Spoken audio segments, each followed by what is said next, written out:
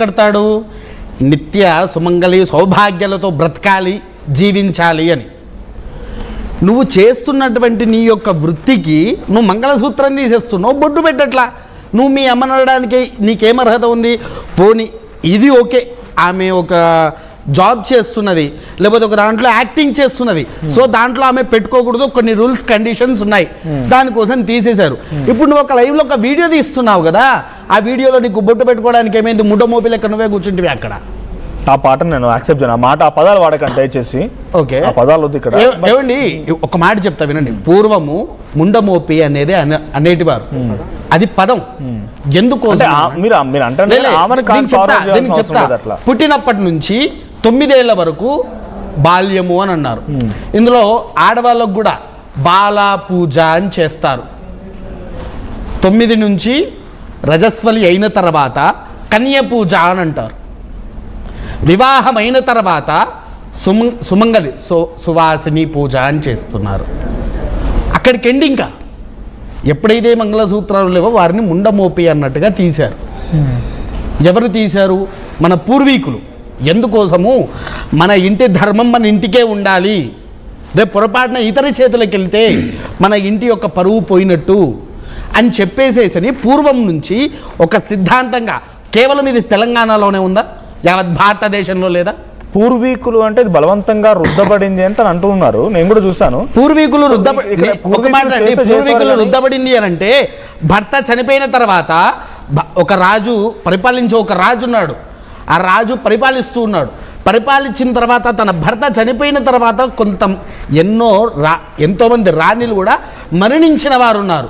తన రాజు చనిపోయిన తర్వాత కూర్చొని సింహాసనాన్ని అధిష్టానం చేసి పరిపాలించిన రాణిలు కూడా ఉన్నారు. రాణి రుద్రమాదేవి లేదా? ఎంతమంది లేరు? అంతవరకు ఎందుకండి? తెలంగాణ సాంప్రదాయ ప్రకారంగా భర్త చనిపోయిన వాళ్ళల్లో నేను చాలామందిని ఇప్పటికీ చూపిస్తా.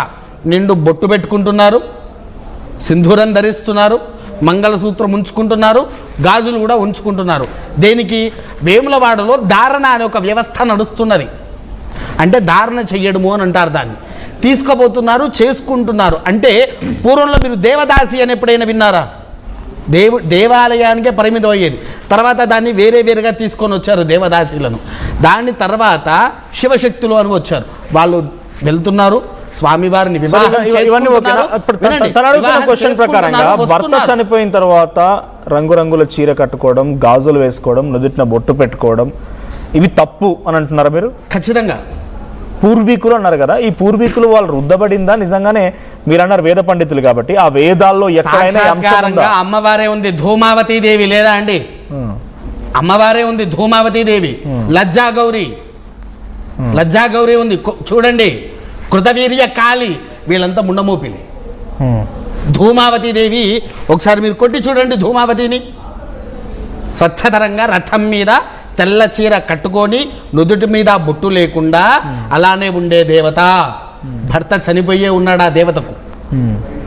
ఇప్పుడు వేదాల్లో ఉందని అంటారు మీరు? వేదాల్లో ఉన్నదండి. భర్త చనిపోయిన తర్వాత ఏవి ధరించకూడదని వేదాల్లో ఉంది. ధరించకూడదు. ఎందుకు అనంటే అదొక విధి తత్వాలు. ఇప్పుడు ఒక మాట అడుగుతానండి, బ్రాహ్మడికి మా మగవాడికి తాళి ఉందా? లేదు. ఎందుకు లేదు? ఆడవారికి ఎందుకు పెట్టారు అంటే మీరిద్దరు భార్యాభర్తలు. వీళ్ళ వరకు పక్క పెట్టేసండి, మన ధర్మం గురించి పక్క పెట్టేసేయండి. ఈవెన్ క్రిస్టియన్స్ అయినా సరే, ముస్లిమ్స్ అయినా సరే, వాళ్ళకి తాళి లేదు. అవునా? వాళ్ళు ఏం పెట్టుకుంటున్నారు? మ్యారేజ్కి రింగు పెట్టుకోవడాలు చర్చిలలో పెట్టుకుంటున్నారు. మరి అవి లేకుండా ఏమన్నా పెళ్ళి అవుతుందా? నీకు పెళ్ళిలోనే పంచమాంగళ్యాలు వస్తున్నది. పెళ్ళిలోనే నీ భర్త వల్లనే సింధూరం వస్తుంది. దీనికి ఒక చిన్న కథ చెప్తానండి. పూర్వంలో సూర్య భగవానుడు హనుమంతునికి యుద్ధ విద్యలు నేర్పిస్తున్నాడు. యుద్ధ విద్యలు నేర్పిస్తూ ఉంటే హనుమంతుల వారిని అంటున్నారు, హనుమంతా నువ్వు వివాహం చేసుకోవాలి. వివాహం చేసుకుంటే నీవు కొన్ని యుద్ధానికి నేర్చుకోవడానికైనా, కొన్ని జప శక్తులు సాధించాలన్నా నీకు వివాహం కావాలి అని అన్నారు. వివాహం అయితే కొన్నిటికి అధిష్టానము అని చెప్పారు. అందుకోసం సువర్చలాదేవిని వివాహం ఆడారు. ఇదొకటి. ఎందుకు? దేనికైనా సరే తోడు ఉండాలి. కొన్ని యుద్ధ విద్యలకైనా. తను అడుగుతున్న క్వశ్చన్ ఏంటంటే, తర్వాత దాని కింద కామెంట్స్ చూసినా రకరకాల ఒపీనియన్స్ వస్తున్నాయి కాబట్టి నేను దాని గురించి మీరు అంటున్నట్టుగా వినండి. మొన్న ఆమె గృహప్రవేశం చేసింది, స్వచ్ఛమైన వేద పండితుడిని పిలుచుకున్నది, గృహప్రవేశం చేసుకున్నది, పక్కన భర్తను కూడా కూర్చోబెట్టుకున్నది. భర్త లేకుండా ఈ మొక్కతి అలా చేసుకోగలుగుతారా? ఆ బ్రాహ్మణ్ణే తన కొడుక్కి ఏం పేరు పెట్టాలి అని చెప్పేసేసని అడిగి మరీ మంచి పేరు వెతుక్కొని మరీ పెట్టింది.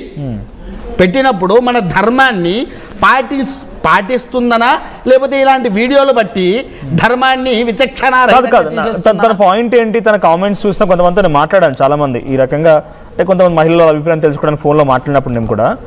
సో భర్త పెళ్లి కాక మునుపు తల్లిగారి దగ్గర ఉన్నప్పుడు తల్లి నేర్పిన బాటలో బొట్టు, తర్వాత మెడలో చిన్న చిన్న దండలు, హారాలు, పుస్తలతాడు కాదు, మంగళసూత్రం కాకుండా కాళ్ళకి గజ్జలు ఉంటాయి, చేతికి రంగురంగుల గాజులు ఉంటాయి, రంగురంగుల చీరలు కట్టుకుంటారు. కానీ భర్తతో వచ్చింది ఏంటి? నుదుటిన సింధూరం, కాళ్ళకి మట్టెలు, మంగళసూత్రం. ఇది మాత్రం 3గా అడిషనల్ జాయిన్ అవుతున్నాయి. సో భర్త మరణానంతరం సరే సింధూరం తీసేసినా, మెళ్ళో మంగళసూత్రం తీసేసినా, కాళ్ళకు మెట్టలు తీసినా ఓకే, గానీ మేము చీరే కట్టుకోవాలి. గాజులు తీసేస్తారు. ఆ గాజుల బదులు, మట్టి గాజుల బదులు ఎంతో మంది మీకు వృద్ధులనే చూపిస్తా బంగారపు గాజులు వేస్తారు వారికి. మట్టి గాజులు పలగొట్టిన 11వ రోజున మట్టి గాజులు పలగొడతారు.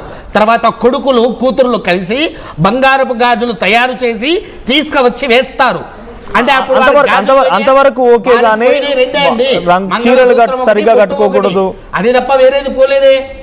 సో ఒకసారి నేను లీగల్ గా అడ్వకేట్ శుభ్ గారితో, మా శుభ్ గారు, what is your objection? Nishant Sharma గారు చెప్తున్నారు ఇది ధూమాదేవియా?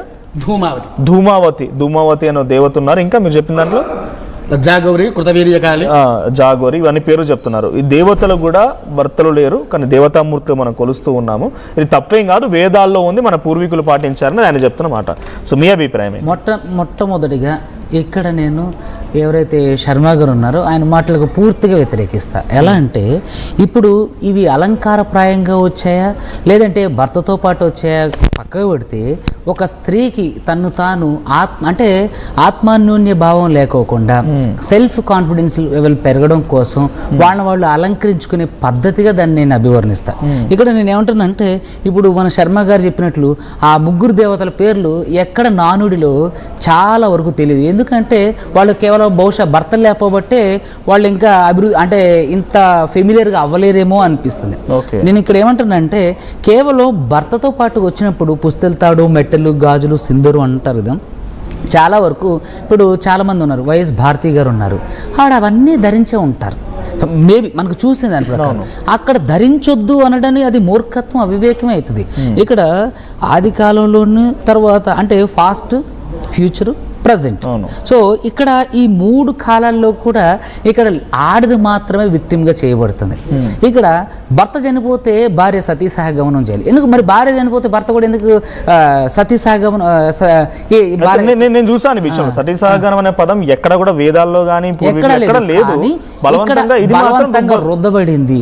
వేదాల్లో కూడా ఇక్కడ ఏదైతే ఇప్పుడు శర్మ గారు చెప్పబడిందో అదే వేదాలు భారతదేశంలో చాలా కులాలని వెనుకబాటుతనానికి గురి చేసి.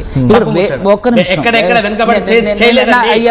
శర్మ గారు నేను మాట్లాడటం అయిపోతే ఎక్కడ కూడా వేదంలో కుల మతాలను తీయలా అంతే అంటారు. ఎందుకంటే అయితే నేను 2 విషయాలు చెప్తా. కుల మతాలకు సంబంధించి మనకు మంత్రమే ఉంది ఇక్కడ. ఎక్కడ కూడా కులాలను తీసివేసినట్టుగా ఏ వేదంలో చూపియలే. పూర్వం ఏంటంటే రాజువులు, బ్రిటిష్లు లేదండి, ఎందుకండి వశిష్ఠుడు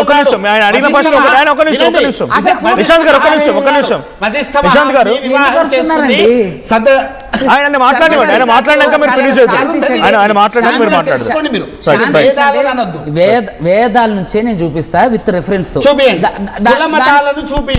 నేను అదే కులమతాలను పక్కన ఇక్కడ నేను చెప్పేదాన్ని కంక్లూడ్ చేయనండి.